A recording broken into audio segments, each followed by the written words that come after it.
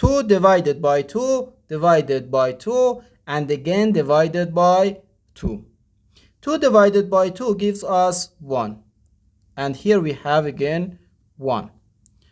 So 1 divided by 1. And this is just 1. But this answer is not correct, because when we have more than one division in one expression, we have to work from left to right. So first we have to do this division, then this division, and finally this division. Okay, let's do it. 2 divided by 2 equals 1. So 1 divided by 2 and again divided by 2. No, we have to do this division, not this division. 1 divided by 2, we can write 1 over 2. Then divided by 2.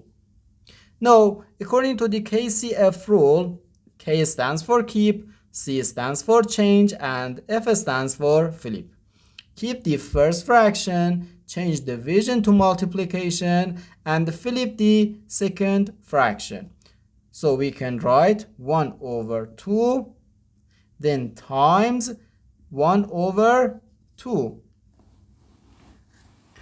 And this is equal to 1 times 1 gives us 1 over 2 times 2, which equals 4.